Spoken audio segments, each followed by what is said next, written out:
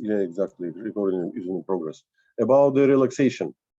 Today we will focus on the nature of time domain NMR relaxation.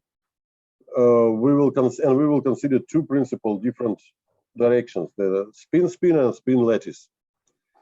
But to somehow talk about all that, we need to touch the topic of energy, touch the topic of Hamiltonian, because nothing is happening without energy, I guess.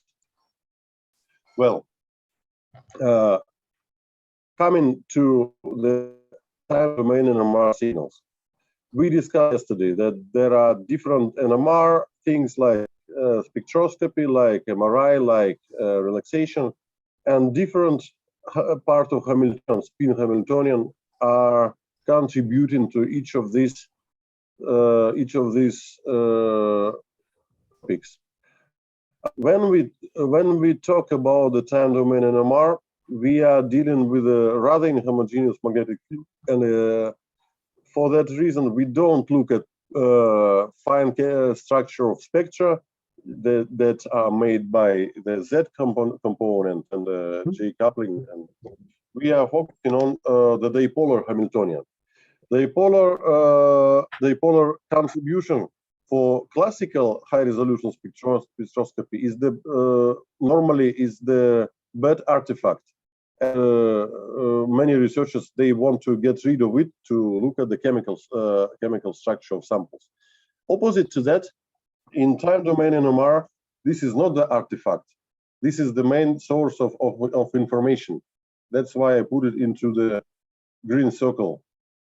So the topic of these three lectures is time domain NMR in solid samples. Well, what is solid? We can look at any solid things like, I don't know, like can of Coca-Cola or like the pen. But if you look at microstructure, we will never see the continuous solid thing. All solid materials normally, they are not homogeneous. Here I'm just showing the picture of sheet of paper with a high multiplication, with a high gain, and also part of the broken plastic bag. You see, it's not homogeneous. It always have some dense regions, some free volumes, some soft and some rigid parts. So, talking about solids from the point of view of time domain NMR, we will try to get understanding of how can we analyze these types of structure. So, of course, there are several levels of structure. The microstructure, what we have on the level of atoms and molecules. Then these guys, they form fibrilic things. They form lamellas. They can form whatever, and this already is so-called macrostructure.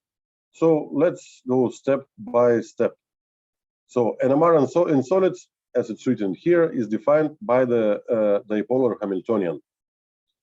So we will start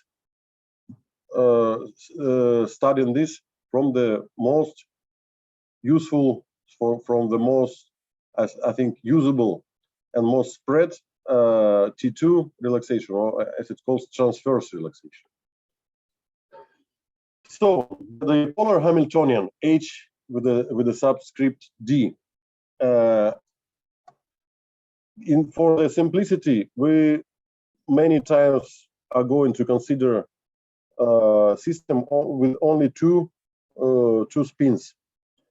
These two spins, they are located in the magnetic field, and we have a kind of the test spin that we have, and the neighbor that has his own magnetic moment, like we discussed yesterday, and this magnetic moment makes the magnetic field around, and this magnetic field somehow contributes resonant frequency and resonant behavior of this test NMR nucleus. So let's look at this dipolar Hamiltonian. We are not going to go really deep inside the vectors of and dipolar coupling, but this equation is quite known. This equation is the like an energy cooperation between two dipoles. So this energy cooperation, we see the some operators, they mean spins. Once we consider the pair, it should be two spins, and we have the indexes. And well, these brackets can be expanded into some additives. These additives are normally called as dipolar alphabet. The polar alphabet, you see there are letters from big A to big F. And let's consider all of them. You see, for all these letters, you normally can discover something that deals with spins, like you see here spins of z direction, that is along the magnetic field, and spins that are here we describe the spins that do the lowering or rising the spin order. So so all these guys, all these letters, they have spin parts, and they also have the part from geometry. Always also have part from geometry. So for the spin parts, they can be classified as first two guys that don't have anything in the transverse plane. It means they don't show us the angle that is, you see, we need to talk about, we normally talk about the coordinates which have two angles. One angle is between the magnetic field axis and the vector between two spins, we call it theta. So this is vertical angle about the longitudinal direction. And also we have the angle which is called phi. This angle describes how the direction between spins can be organized in the plane that is perpendicular to B0. Somehow all these cosine and sine, they describe the orientation. Also, this decay with the imaginary functions that we can talk about the rotation. Well, so all these letters, they have spin part and they have the geometrical part. Now, now we can look also to the following. The first two additives, A and B, they are so-called secular part of Hamiltonian because they commute with a z direction, with a z spin operator. It means they don't have anything relating to the rotation in the XY plane, so in the detection plane. They describe the energy levels of the spin system. For two spins, you know, it will be not so many energy levels. So the guys C and D, they tell us about the when we observe the part, and two parts E F, they contain multiplication of two rising or two lowering operators and double frequency. It means we are talking about so-called double quantum transitions. This is the topic of our lecture tomorrow. So today we are going to mostly talk about the secular part of Hamiltonian that is responsible for the line shape of the NMR signal that we see from normal time domain NMR experiments. So this is the Hamiltonian. This is how it is described. I definitely understand that for catching the complete sense of the picture, it's important to have a kind of background in theoretical physics. And next days we are going to be maximally simple. So I guess this alphabet is looking not so ugly for those who are studying the food science. Well, so now we have described somehow the total Hamiltonian only with letters, and it looks not bad. And today we are going to use only 2 letters out of them, so it's becoming even more easy. But this is only the energy levels. Energy levels are not giving you the information about how the system, the quantum system, evolves with the time. To have the time evolution, we must talk about something like the special equation that describes this. As you know, I think from high school classes of quantum physics, the quantum system normally is described by the probability function. In simple textbooks, it's called wave function. When we are dealing with the complex systems that contains, let's say, many spins, the wave function is substituted with the so-called density matrix or density operator. And this density operator is composed out of the, let's say, basic function that describe basic conditions of the spin system. Once we have the spin system of 2 spins only, and once we know the basic rules for the spin, like proton, hydrogen nucleus, they can have observable orientation only along the field or opposite the field. That's why they have 2 conditions. Each of the spins has 2 conditions, up or down. Then it means such a strange formula, strange for I think for many people.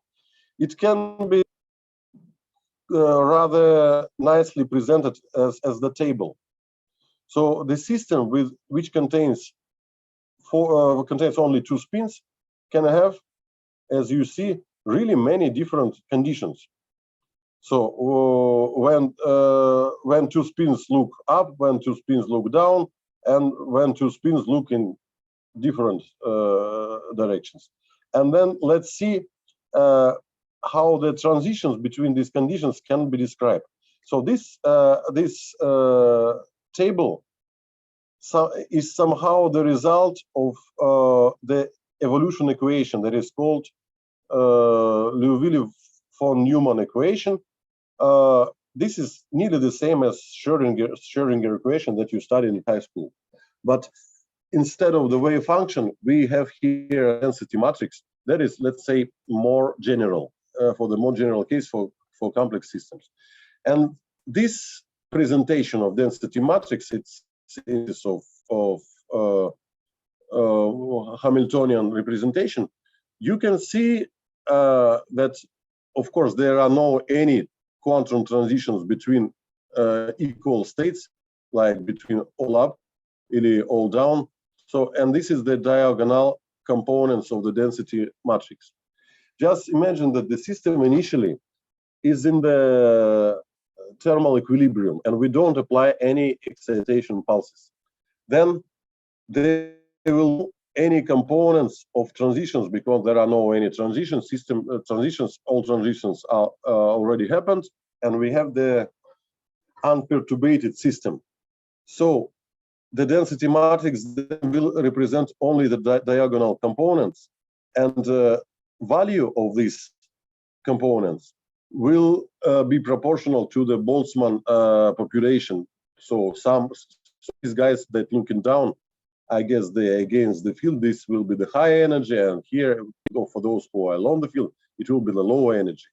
So the diagonal somehow tells you about the unperturbated distribution of populations, of states.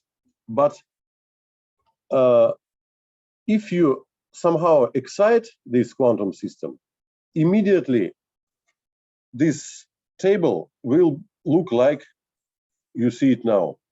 All possible transition will start to occur.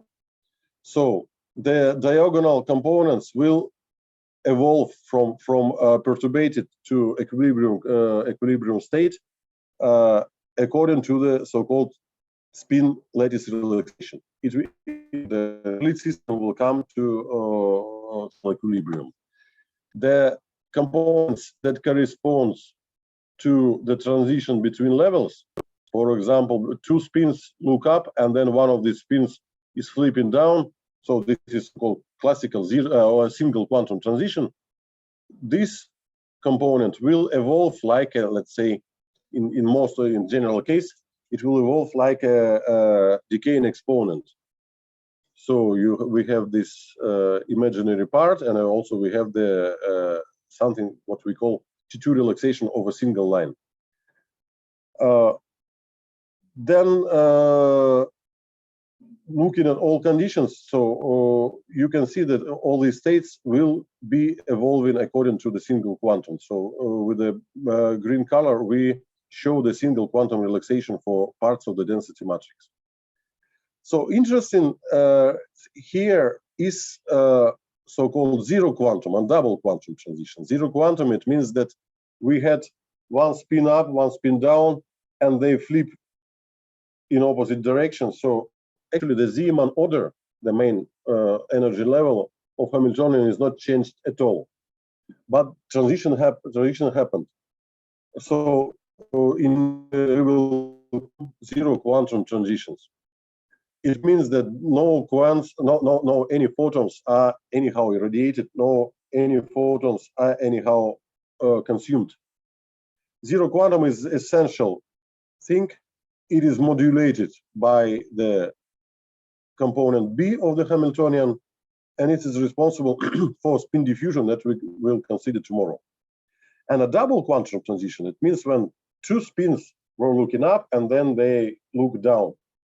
So it looks like the energy will be changed twice as much as the simple quantum transition. That's why it happens on the so-called double frequency double quantum transition. You see that the amount of let's say, let's calculate, assuming that this matrix is symmetric around the main diagonal. So 1, 2, 3, 1, 2, 3, 4 single quantum transitions and only one double quantum transition. So that's tells you something that the contribution, the amplitude of double quantum transitions is normally less than for single quantum. Okay, let's move forward. So we will keep this density matrix in mind. So why this density?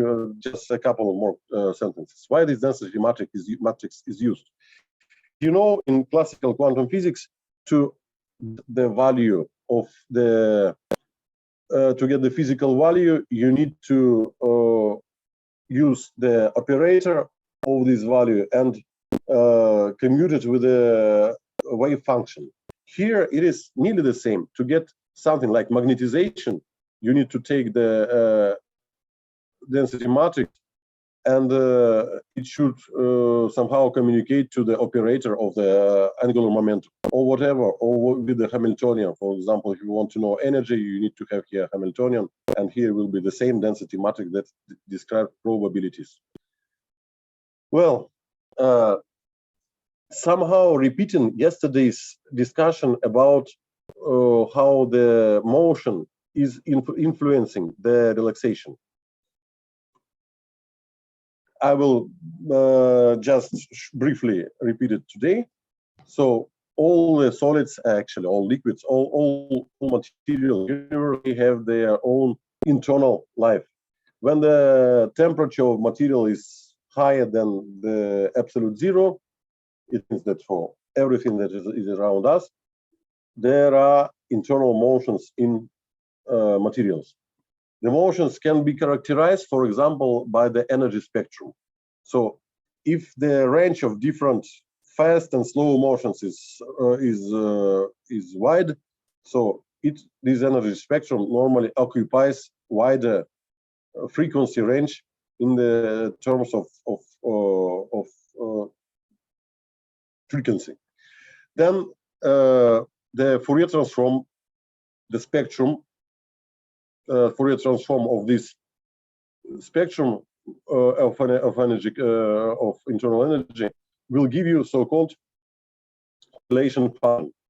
The correlation function itself, it is from the word of correlation. You just need to imagine, for example, do I have something? Let it be one molecule, and it will be the same molecule. If it's along your eye, you see, let's say, they are all together, it is maximal. If they, and let's look how they getting out of each other. If they are not anyhow matching to each other, we will have zero. If they match somehow, we will have non-zero.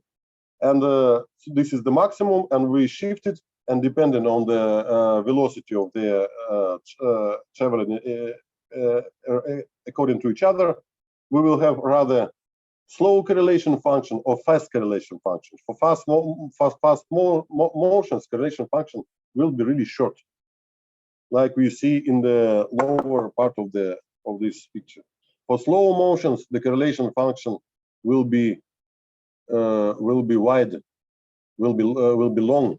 And if we consider energy spectrum and we take 0.5 level, so this is called the correlation time. Honestly, same for heterogeneous solid samples, the correlation function is not really exponential. We will talk about this slightly later today. But here, just to understand that short correlation times correspond to fast motions, and wide energy spectra, and the long correlation times correspond to slow motions and the narrow energy spectrum. Some liquids, in typical liquids, if you drink tap water, in this water, molecules are moving rather freely. And the correlation time for their motions is around of order of 10 in minus 11, 10 in minus 12 seconds. It is really fast motion. If you look at the solid state, if you take, I don't know, if you take a piece of paper, and within this piece of paper, the molecules are also moving, but the velocity is really low. And there we are talking about microseconds, so 10 in the power of minus 6. So you see that the scale of the correlation time can be really long. And if you consider, you take, I don't know, you take some plastic polymers. So this is the lens, and it has the plastic cover. In these plastic molecules of polymer, they are not sitting, they are also moving. And the low molecules are moving like snakes. And this motion is called reptation. And the correlation time for reptation can be seconds, even minutes. It is really long. So the correlation time, now I guess we got everything. Correlation time is giving us the idea of how fast internal motion is happening. Okay, let's go further on. So summarizing everything, the equation of the process is the Liouville-von-Neumann equation. The Hamiltonian is dipolar. Like we talked yesterday, solution for the diagonal components. This is density matrix, diagonal components, they relax with the time t1. That corresponds to rate r1. And the rate of relaxation is what is coming from the BPP theory that we considered yesterday, can be described as something that has the dynamic part and structural part. The same is for similar approaches for the T2 relaxation. We also have this something that we call second moment, the structure part and dynamics part. And about second moment, let's talk more about second moment. Second moment is, this word is coming from statistics. It's coming from probability theory and statistics. If you consider the distribution function, for example, normal distribution, you have something Gaussian.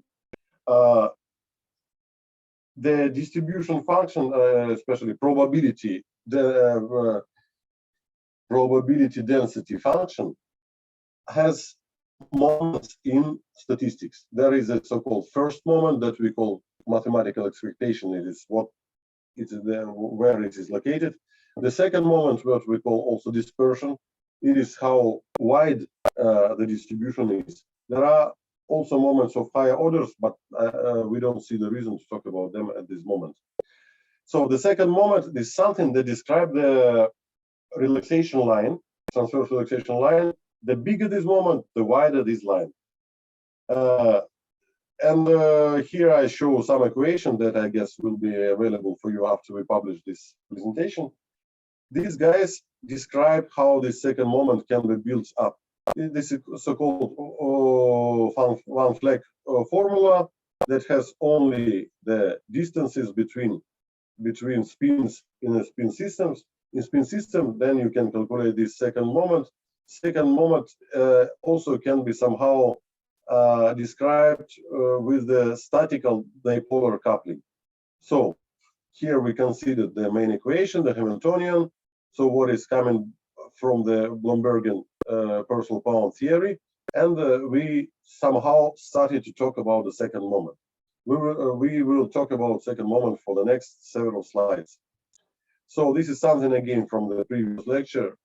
I just want you to see the simple picture that describes structure and dynamics. Then let's come to that strange thing, the second moment.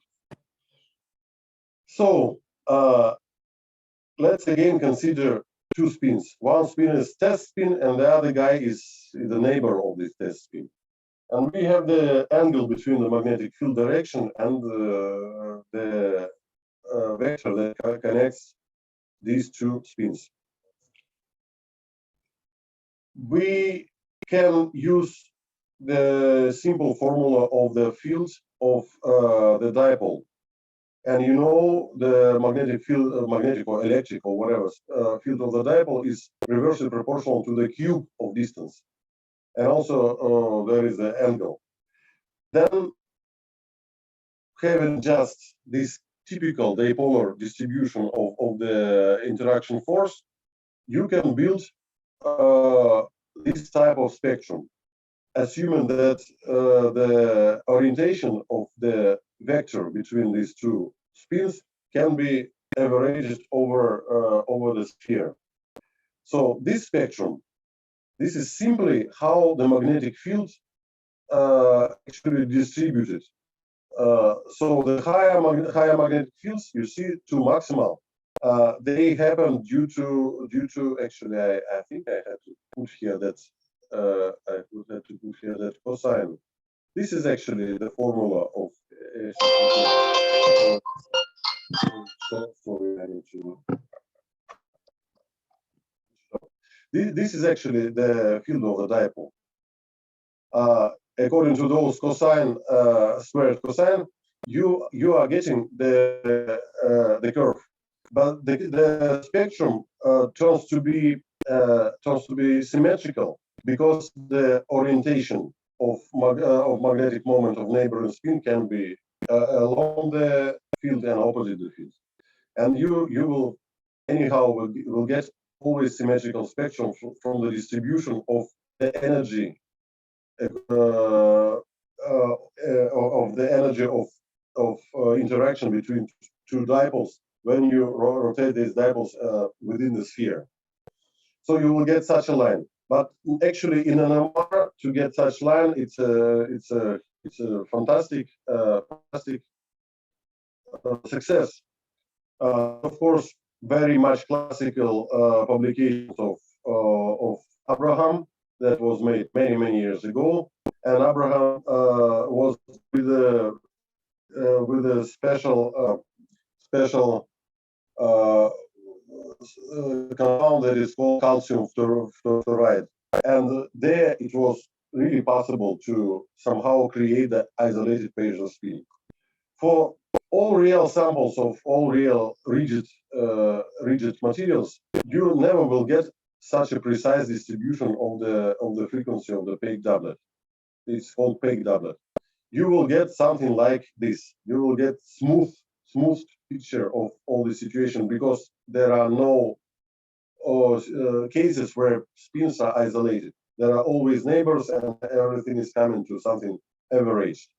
Let's just imagine for somehow we have the line like this, and we call it static dipolar coupling, and it describes two spin system, two or somehow system that gives you such a spectrum. Then it will be valid, as we talked through the second the structure. But once there are different molecular motions, this spectrum will be influenced by the motions of molecules of spins that are neighboring to the spin that we consider. And the effect of this motion normally can be easily calculated. I made some time ago the simple program in MATCAD, and I just try to vary the angle between two locations of the test spin and the spin that is produces magnetic field. Varying the angle, so I try to put the model, classical Arrhenius model, like activation energy, and you see here different values of this activation energy. And for different activation energy and different vibration, of course, vibrational frequency, I got something like this, the picture or something like this, but it was averaging. And what's nice, that changing the temperature of simulation, the picture of initial doublet you see here was smoothing and becoming more narrow. At a certain temperature, the doublet line completely was converted into the single line. Similar things happen to the value of the dipolar coupling, that is actually the square root of the second moment. So depending on the activation energy, the dipolar coupling was constant, but then it dropped. So here I show you two different types of simulation. So for this small drop, the angle that was varied was of this value, and here the angle was for the dashed line. The simulation was done with a wider angle. So just simple simulation of fast motion can give the understanding that we might have the static dipolar constant that corresponds to static second moment, and so-called residual dipolar constant. Residual, it means this is what remains after we apply motion. So you know, in the classical high-resolution NMR theory, there is so-called extreme narrowing of spectral line, limit narrowing spectral line. If the molecules start to move really fast, we will get signal light from liquid, and we will not see any dipolar coupling. Okay, so just somehow to confirm that, we are going to look at many other publications. I tried just to investigate in Google the dependence of the second moment that was measured by different samples by different NMR methods. And for all the situation, the second moment has some kind of plateau, and then it drops down. So actually, this type of simulation looks to be relatively valid for the ideal solution. Then we need to understand that we already mentioned that the simple exponential correlation function of molecular motion is just also the model. When we are talking about solids that can be different, let's consider so-called semi-crystalline solids. You can imagine the following: you can have go somewhere when you go to take the airplane and fly to a nice location. You use your bag. If you put things carefully then you have a kind of order, and you can put more things in your package if you do it not randomly. But if you throw the same things there without any order, the capacity of your bag will be limited. It means that amorphous, that is not really ordered phase of any material, normally takes larger volume than the ordered crystalline phase. It means that average distances within amorphous, between molecules in amorphous phase is larger. Once the distance is larger, then the second moment will be lower. Then, talking about the molecular motions, how they happen, we understand that any sample that is heated higher than absolute zero, it experiences molecular motions inside. Let's say for solids, you can have something like vibrations or rotations of functional groups. For soft and liquid, of course, they already move in the space. Molecules are moving in the space and do the translational diffusion, translational motions. The faster motion, the shorter correlation times, and during the relaxation, our relaxation will be averaged because the neighbor is moving, and the average magnetic field will be somehow lower than the static magnetic field. So, but in the crystal forms, we have normally the SIG network, and the spins that participate in NMR, they are moving, and they are moving somehow cooperatively. They are moving somehow all together. They are moving in a really higher order than they do it in the amorphous phase. It means that this is the second part here. It means that such a move somehow cooperative relative displacement between neighboring relative displacement, relative motions between neighboring atoms will be lower in crystalline part and higher in the amorphous part. It means that the averaging of magnetic field in the crystalline part will be lower. It means that we will again get the wide line. So these two reasons normally work in many cases. I'm not talking about all cases, but they normally work for forming the NMR signals. Dr. GRUNIN, can I have a question on the previous slide? What? The one before. This one? No, where you were talking about the M2. Yeah, this one. Yeah. Mm-hmm. So here you said that mean distance in amorphous is larger in crystals, and then it leads to higher second moment values. But as far as I know now, in our relax 8, we always relate M2 with crystallinity in a linear fashion. So higher M2 denotes higher crystallinity. So I was confused on this statement. So if we consider semi-crystalline sample, we assume that there is the simple approach. There is the crystalline part and amorphous. Yes. And then we can, for amorphous, the second moment is lower. For crystalline, the second moment is higher. This is our assumption. And then understanding that both of them contribute into signal, we deconvolute the signal. So I will talk about this 3 or 4 slides later today. Okay, all right. So this is very important to understand that the second moment in amorphous samples is smaller than the second moment in crystalline samples. May I briefly disturb, Leonid? I also have a question in the comment. Hello? Sure. Okay. Okay, I would, transparency number 60, I think there is maybe a mistake because you write larger, mean distance larger leads to higher values of second moment. Okay. It is lower. You must say lower.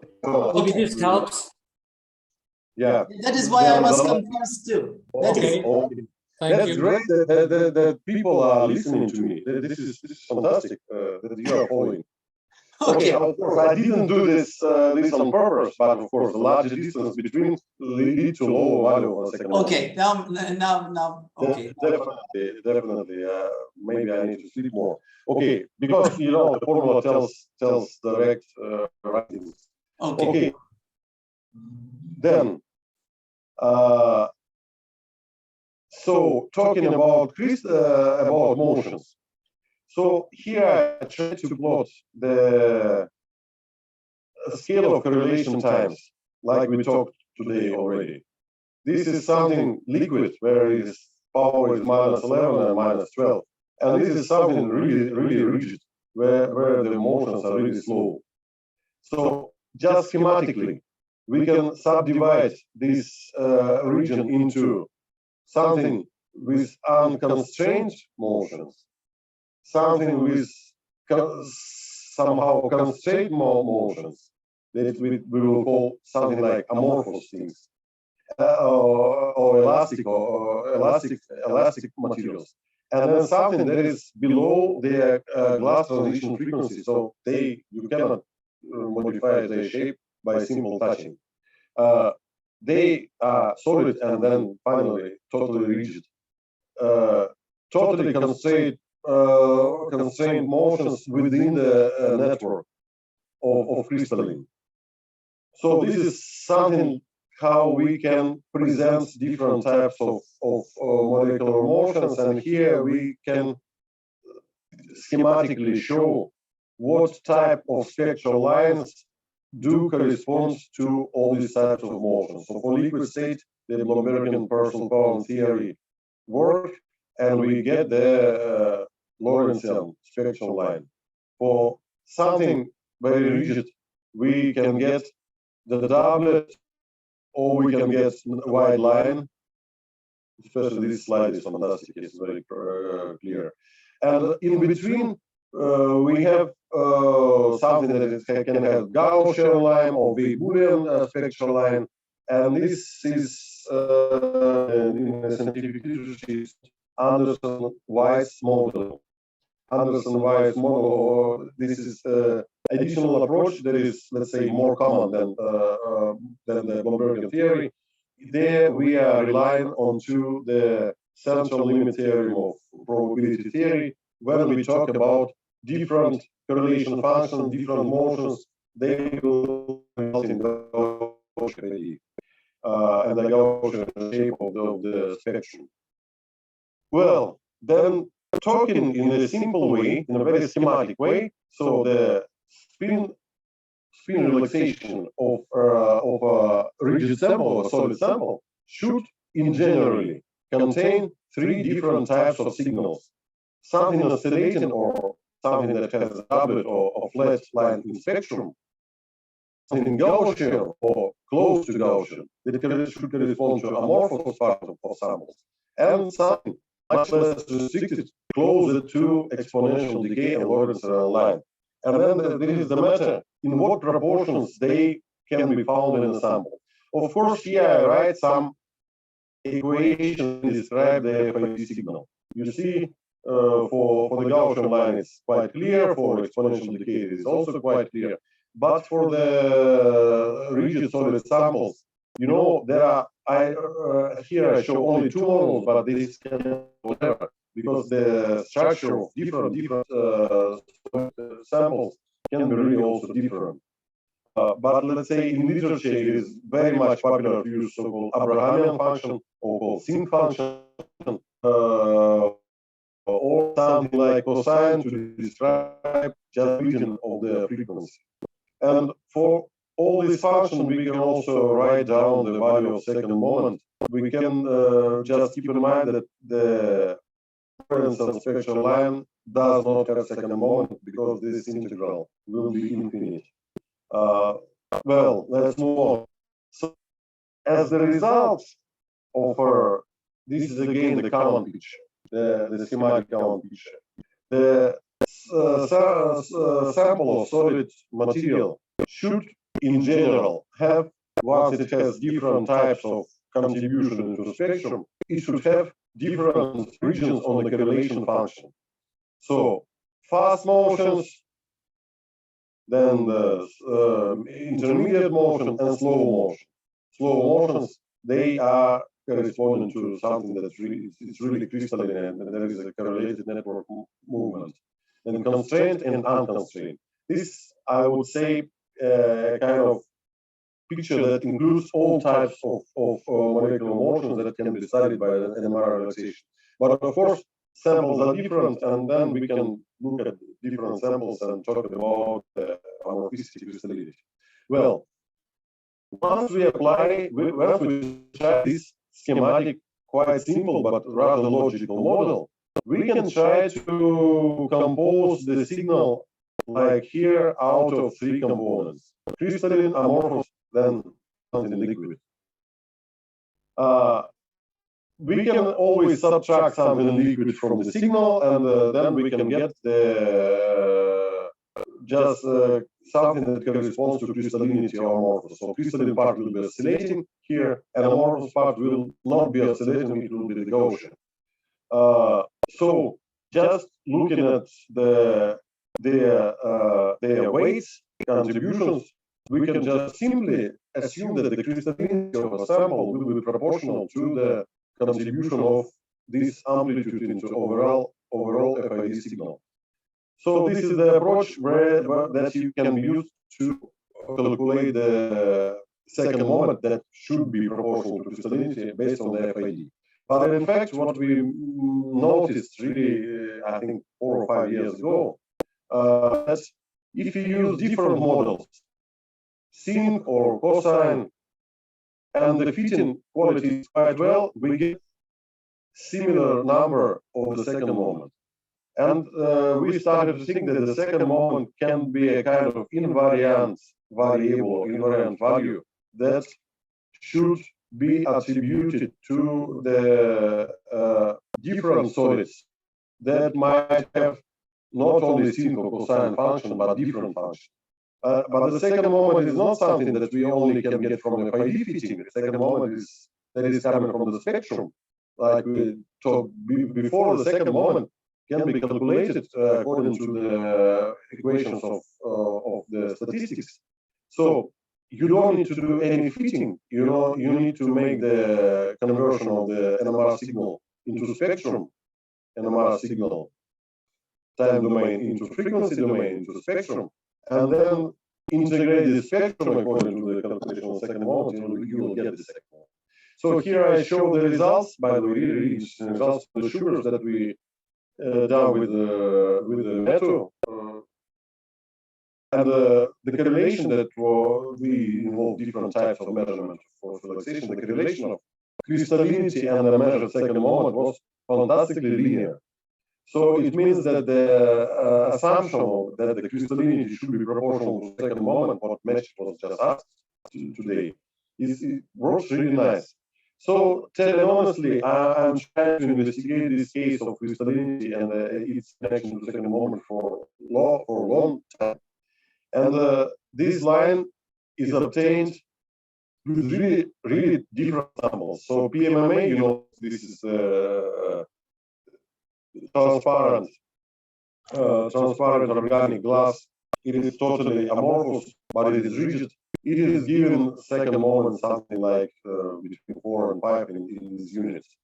And then the totally crystallized sucrose, it gives second moment of all these units. And so all other guys were in between. And so it means that in principle it can be done estimation on the second moment. We just need to have the correction on the temperature dependence. Okay, now I want to shortly stop on how to measure this second moment, how to measure this relaxation, then to investigate all solids according to this approach. To measure, we mentioned yesterday that the problem which is called, there is a problem that time of the transceiver, that time of the probe.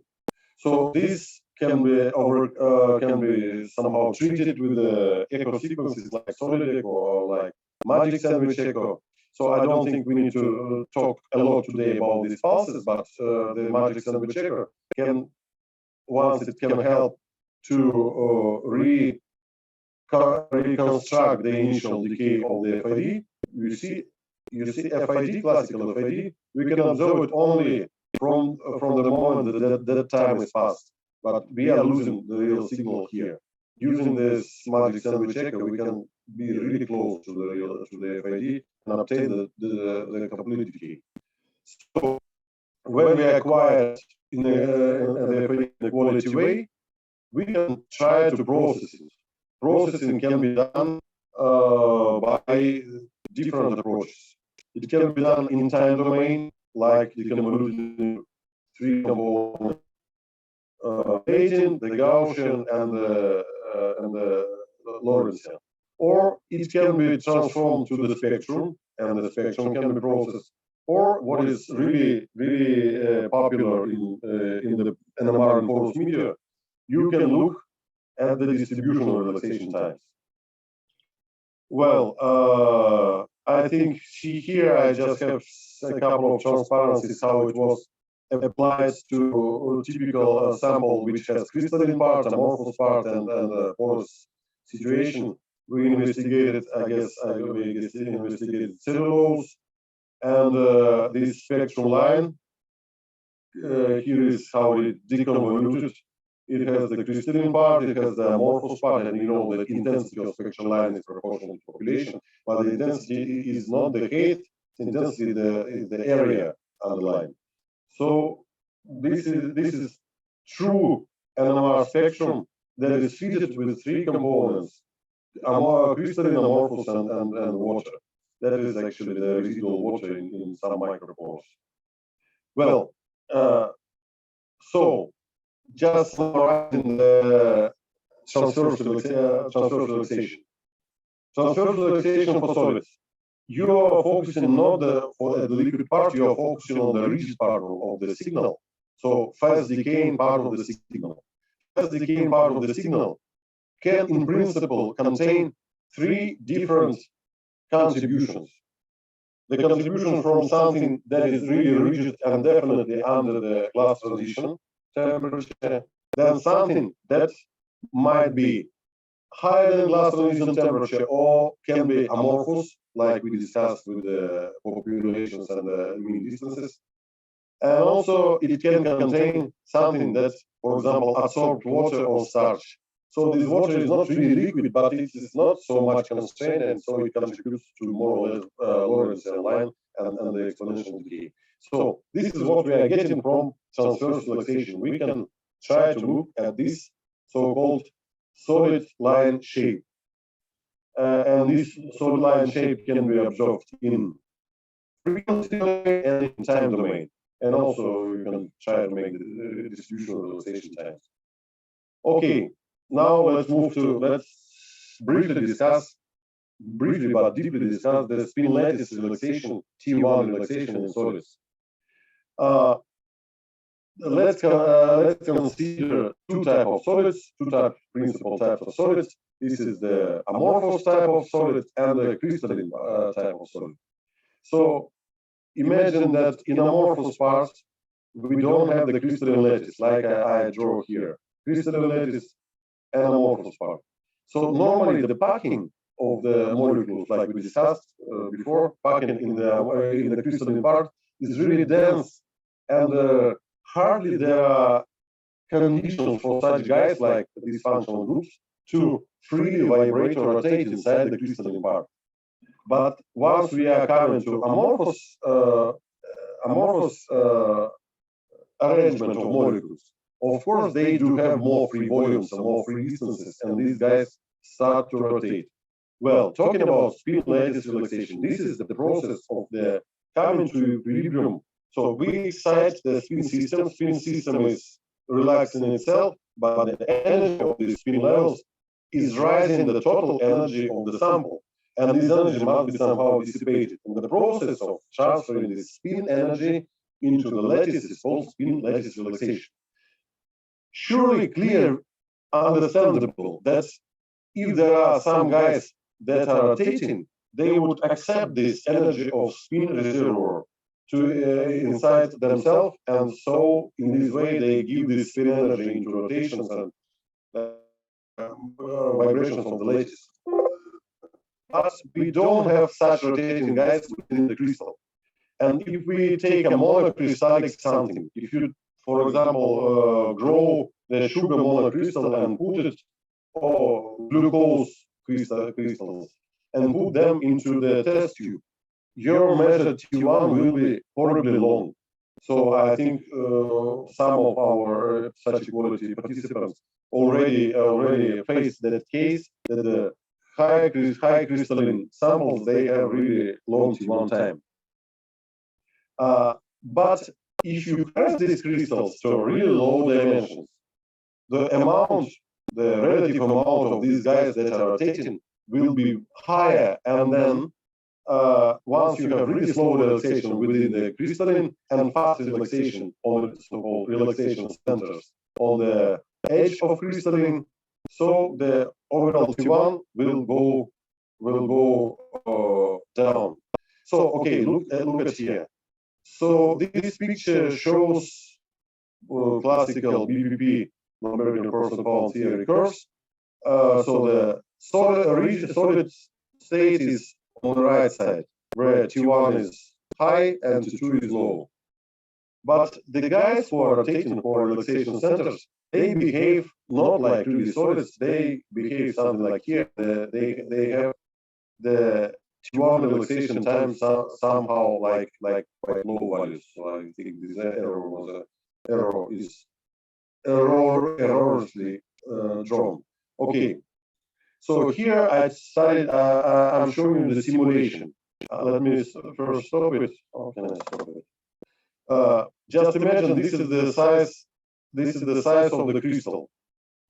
The crystal has, let's say, the spherical shape, and we have in the center of the crystal we have really crystalline part, and on the border of the crystal we have amorphous part of the relaxation centers. If we set up the values of the self-T1 relaxation centers, which is quite high, and the slow relaxation within crystal, we can observe just that the outer part of crystal will relax faster, and then the magnetization will fall down, and then the magnetization will start flowing from the center of crystals to the border of crystal, because they will be generated the gradient of magnetic field. And so this is very simple simulation of what's happening. So magnetization relaxes on the border of crystals, but it does come to zero because it is still leaking from the volume of crystal to the surface of crystal. And if this is done especially for observing, for you to see the process. I do it quite slowly.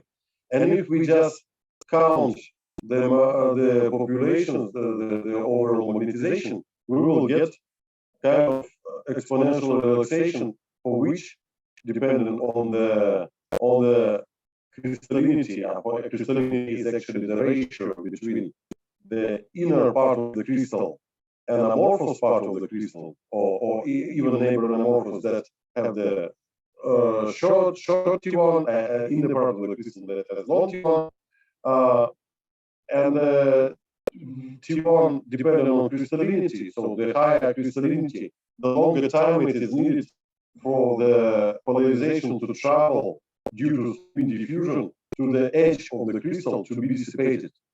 Then this was done due to simulation, how T1 should depend on crystallinity. The higher crystallinity, the higher T1. This simulation was done actually for cellular samples. Well, and here I show the experiment value of T1. That's completely, but the way of behavior of the simulated part and the measured part. So it means that when you measure T1 of solid samples, you will always get a kind of value. Normally, T1 of solid samples normally demonstrate single exponential behavior because the exchange of molecular exchange and magnetization exchange faster than the T1 process. So T1 depends on the how big crystals are, what type of or how the amorphous part of this crystal located. You probably see two contributions into one relaxation, or whether it is on the surface of crystal. Then you will see something that is what it was simulated. Anyhow, the higher value of T1 for solids will tell you that the crystalline parts or crystalline dimensions are higher, are bigger. And in general, it can tell you also that the crystallinity is higher. So, just summarizing everything, today we considered the basis of Hamiltonian for the basis of Hamiltonian of spin dipolar spin interactions. We also was talking about two types of NMR relaxation: transverse and spin-lattice NMR relaxation for solid samples. And we came to understand that we can look at crystallinity, amorphicity, and also somehow investigate the dimension of crystals based on measurement of magic sandwich echo and based on the measurement of T1. I think I need to stop now and, well, wait for lots of your questions. Thank you, Dr. GRUNIN. Yes, so we can get questions. There are a lot of NMR people who can ask us.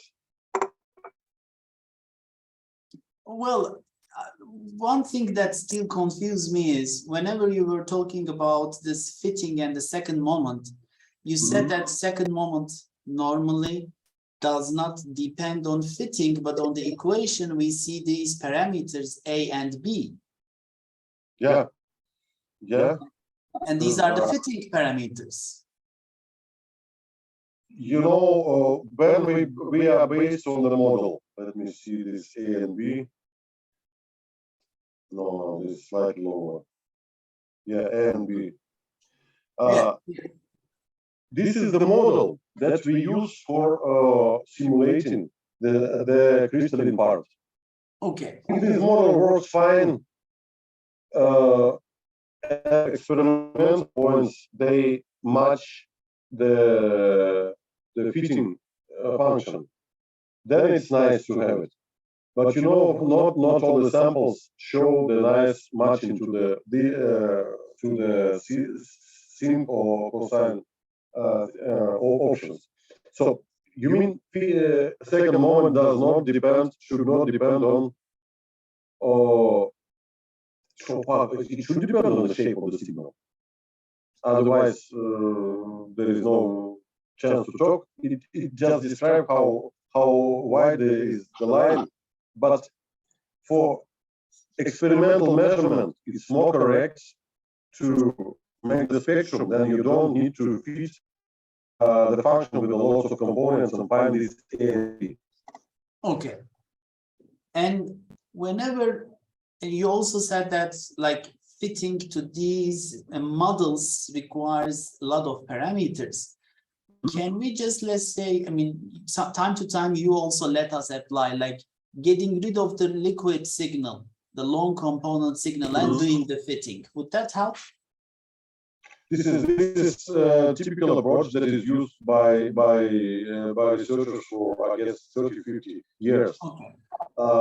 Subtract when you have multi-exponent decay, you subtract the longest and step by step.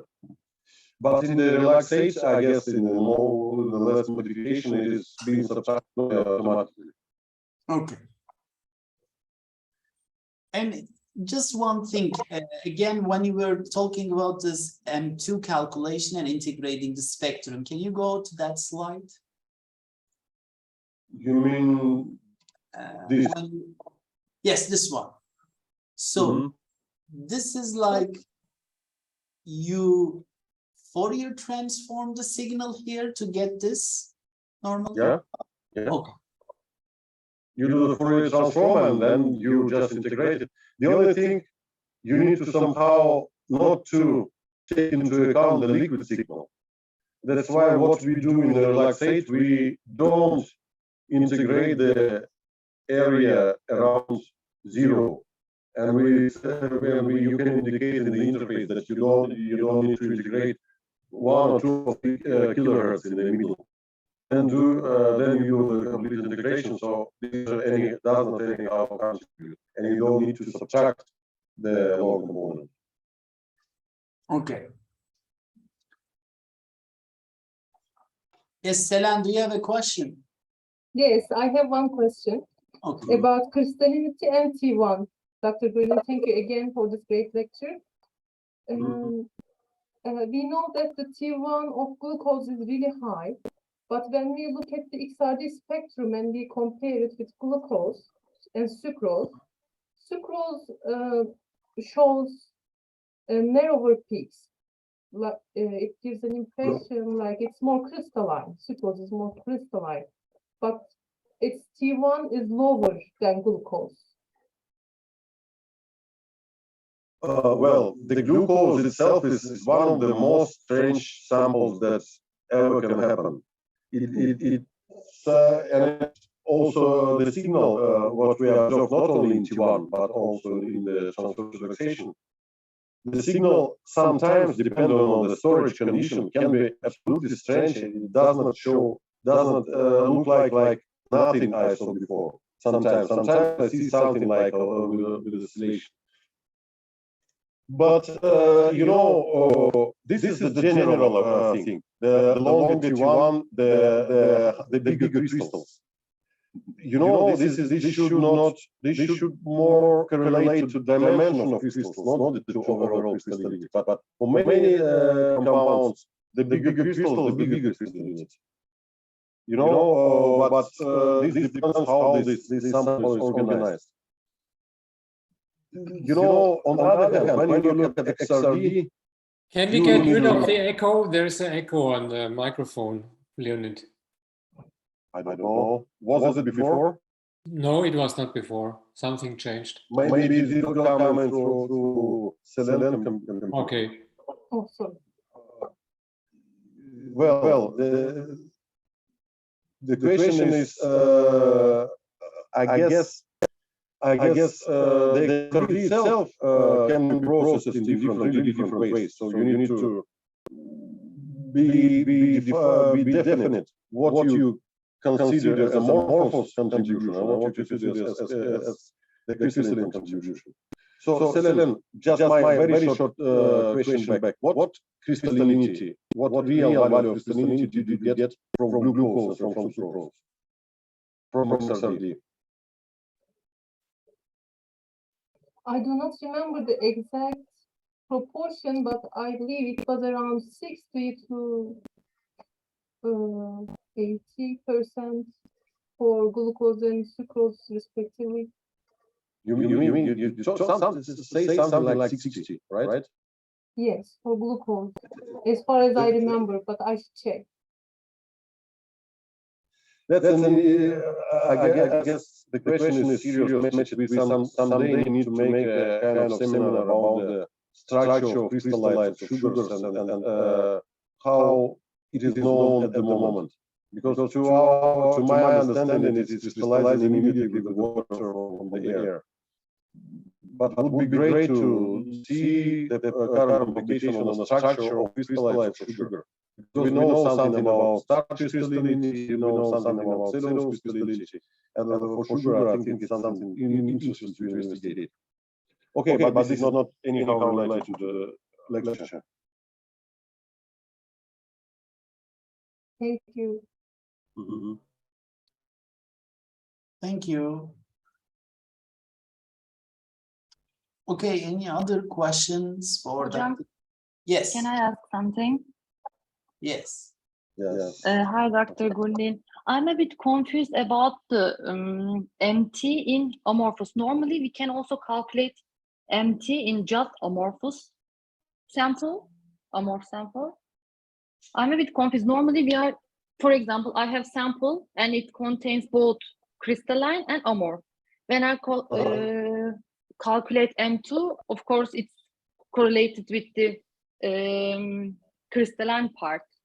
But also there is also some relation between the M2 and amorphous, because we say that M2 in amorphous part is lower, right? I'm a bit confused Yes. over there. So this is the model that actually works more or less good. So Dr. just- GRUNIN, hold on a second. I wonder if Esma or Ozan or someone over there has their microphones open. That is might be the reason of the echo. No, they are in a different room. Okay. Maybe I can try to, I don't know, I can try to somehow mute my end and come back. So let me. Do you have any now? We do have echo right now. I don't know. Very strange. So it wasn't before, but now we have echo. But we are now finishing, right? If I speak more in a more quiet way, is it okay?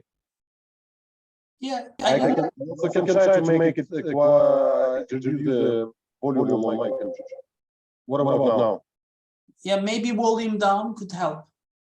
Okay. Well, Shirvan, again, so you are talking about two different second moments. Second moment for crystalline phase and second moment for amorphous phase, right? So what the problem? All of them, they have their polar directions. That's why they must have residual polar constant and they have second moment.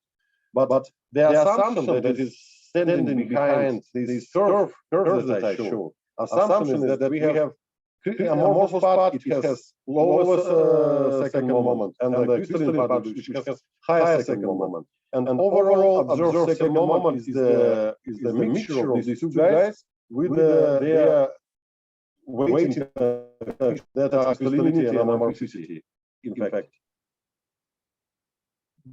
Do I understand your question correctly, or I'm missing something? Actually, it's also the same approach like the T1 long component and T1 short component. I have to think like this, the bio-exponential. No? I'm a bit confused. Yes, you're right. Like you have M2 for both amorphous and M2 for crystalline, exactly. Okay, thank you. Yes, exactly. But in some samples, you might have different T1. Yeah, exactly. In some samples. Okay, Shirvan. Okay, any other questions? We are almost to the end. You know, normally questions are coming from people who already have dealt with NMR. I think for those who just never touched the instrument, it's not so easy to generate questions. It should be something different. Can I ask one question? Actually, I'm not an NMR expert, but I have to clear a few of my concepts. That might be a very basic question, but it is of my interest that is there a possibility through when you define the structure, crystalline structures through NMR relaxometry, can you define the planes as well through this T1 and T2 relaxometry? Please repeat. What else you want to define except for crystallinity?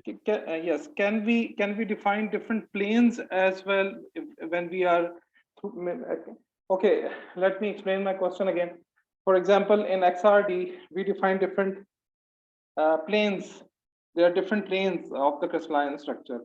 So can we, when we are using this NMR relaxometry, can we define these planes as well? Really good question. Let me briefly answer it. But I have to share my screen again. And there is still the echo.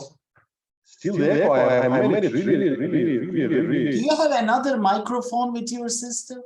I don't have any. Very strange.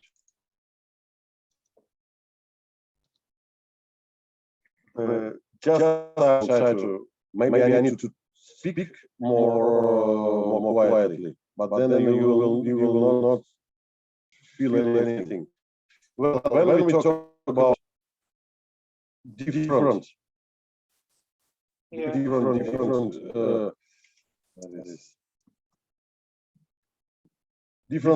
of crystals, of course, this function reality. So that I will close my computer. Yeah, my microphone. And then you can speak. Now it's better. Do you hear me? Yes, it's Yes, better it now. is now the better. echo has gone. Fantastic, fantastic technique.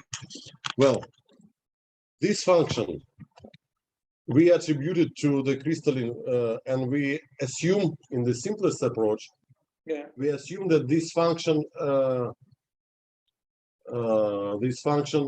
is stable. Mm. But in fact, of course, crystalline should not be obligatory homogeneous. That's why there can be the distribution of different modes of crystallinity within. This is about how to process the signal. And this is really interesting approach that can be really fruitful. What about today's lecture, I try to give the basics that we can subdivide the signals into 3 different parts. Yeah. But then investigating just the crystallinity, this is of course the right question and the right direction. Of course it can be done.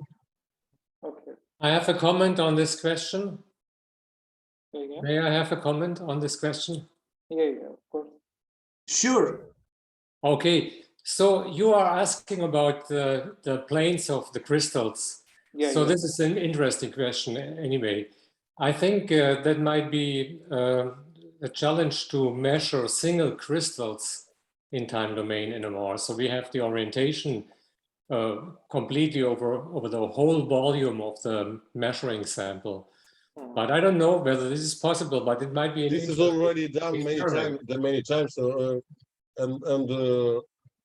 it was done, I guess, 40 years ago. And there is a dependence on the orientation, and you can also see the magic angle when the signals from crystal becomes really decay. Yes, but talking about planes in microcrystallic, I think this.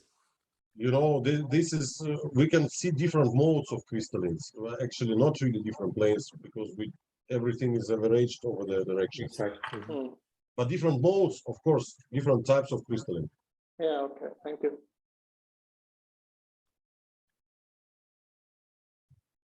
Yes, any other questions? Yana, do you have a question? No, I don't have a question. It's my mic that's on. Okay, all right. Okay, so yeah, we are almost to the end and we are a little over our time.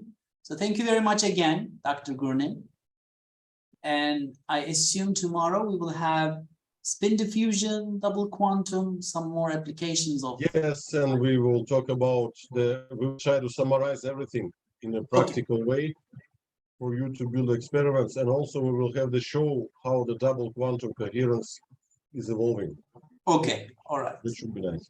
Okay. And just for the participants, we have all these recordings we posted not only on the Such a Quality website, we have our own YouTube channel where the video will be available, and yesterday's lecture is already over there. And this will also be posted later on to Resonance Systems webpage as well, just to keep you updated. Okay. So thank you very much. We'll meet you all tomorrow again. Bye-bye. Yeah. Bye. Bye-bye.